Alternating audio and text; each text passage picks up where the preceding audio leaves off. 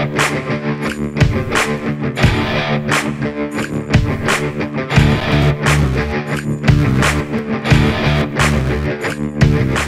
right, while we're under this home, we've determined that the end on this one end is only 1/4 inch off. We're going to go up a little bit, and that'll make this whole half good. The other half across from me is down, and again, we'll go up, and I think at one end it's a little more than 1 inch. We're going to go up there and raise it with the water level till we get it set. All right, and then this is really dry house, and for all the people that fuss about not having vents under houses, it's pouring down rain outside, has been for a while, and there's no moisture under here. That's because Charles, one guy that's done a lot of work, and he's made it where the water doesn't go under this house. Now that's sometimes difficult to do, and he's done the work. This family is doing all the work it takes to preserve their home for the long haul. So what I'm trying to say is no vents hasn't caused this thing to have a problem under here. It is dusty as it can be, and only a couple places along the outside edge actually has moist dirt. All right, so now we're going to jack up and bring the house up. This half we'll do first because it has the least amount of work to do, and we'll go over there. So whenever you're doing things, use your head, think about it. All right, I'm under here, and it's kind of running uphill. Can't really tell with the camera, but this is a $5.49 hammer. You know, I've bought a bunch of them at garage sales.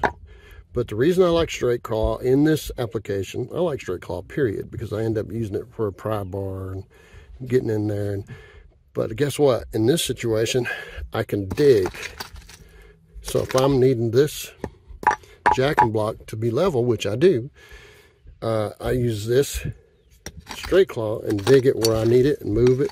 So you just do like the old guys that do the excavation on big job sites. They pull off from the high side, pull to the low side, and then get it level. Now, somebody like me who's been doing this a long time, I don't necessarily need to do it, although it's a good habit. Use a little bitty level, you know, just a little 6-inch level, and set this thing levels, because you don't want your jack to be tilted, because if it's tilted one way or the other, it pushes the whole house that way. It will push a whole double wide around, okay? And I'm not telling you this from theoretically. I have seen it happen, all right? So now, we're going to get it fairly level, and we're going to jack it up, and we're going to end up jacking in the center, not on the edge, in the center where this web is. Okay? That way it won't bend. This will bend, this lip right here. And then when it does, it will just, you know, it'll actually end up bending that. It's not real strong. So you're setting your jack right to the center. So your jacking block needs to be spread out its weight right on that center also. So center it up, across, not with, across. All right. Using a 20-ton jack, less than $100 at Harbor Freight. And it has, I don't ever start with the jack all the way down, especially if I'm coming down. If I have to take the frame down, I need to have room to come down. All right.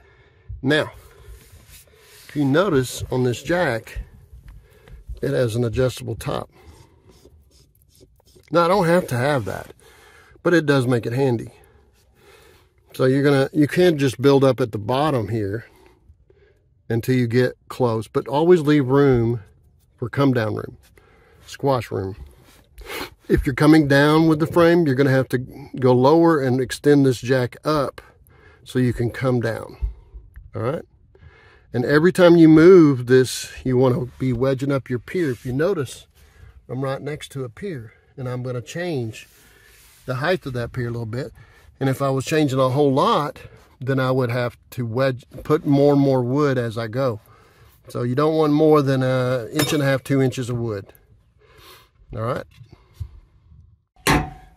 Now, we went up, brought it up to level, and now we're going to check all the piers around. By the way, when you get ready to set, because maybe you're going up a long distance, you need to keep leveling up all your piers around you, so that if you were to slip and say your dirt was real soft and you're dropping down in, you got to reset. You don't got all the piers set. All you got to do is come down. If it's trying to pop out because it's settling wrong, or you got the jack in the wrong place on that frame, you can go down if you got it all built up. So as you go up, build up all your piers around you.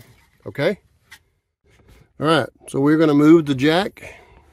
I do not want to come down too fast, okay? So that breaks blocks like that. Hear that pop? That thump like that is a broken block. Now, I did not purposely do that. Usually that means that there was some imperfection on the block, but we'll have to find the crack, and you got a little bit of one right there, but that's not an issue. Got a little bit of one right there. That's not an issue, but you don't want to go down fast because you for sure break blocks, and all of a sudden you're in a bad situation. Hey, guess what? Look at that. That's what broke. All right. That's pretty neat. You guys got a chance, but we're going to have to go back up, but you got a chance to see what can happen if you're not paying attention. Now, I was paying attention, but it's still, I guess the one block's a little different. See the top? Maybe a little different, and it caused this over here, maybe this side's higher, make that crack there, and that. So we'll have to fix all this. We'll probably add wood. All right, so now if you notice, they did a 1x and they had a wedge and another 1x. We have barely enough material, and at 1.5 inches minimum on top of the wood of this block. See how that probably is contributing to that. We need to, if you were to set the frame directly on that block, it would break the block also. So you can actually jack on top of the blocks, but you can't put block to block. You got to put a 2x material in between to absorb some shock, and then set your jack here on top of those blocks with at least 1.5 inches to 2 inches of wood. But you can go several blocks high, got to keep level, several blocks high to jack on, but you got to have wood in between each layer of block. In this case, it's double stand. That's great, but you would put wood in between if you were jacking on top of it.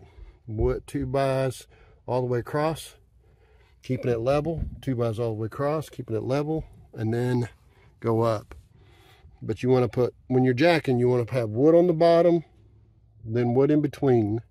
And whenever you're coming down here, we need to have at least 1.5 inches, a minimum of 1.5 inches. And we may end up putting 4x4s in here to fix this, because this half pad is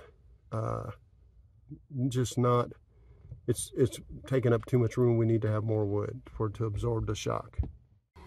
All right, now we're going to go down again.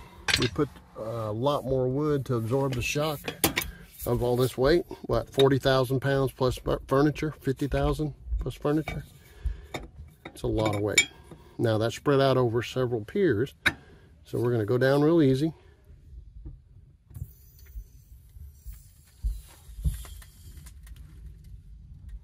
All right, no thump. All right, we're ready to move this thing, and that's what we're going to do next. All right, now you see that jack is up. I want to give you a little trick.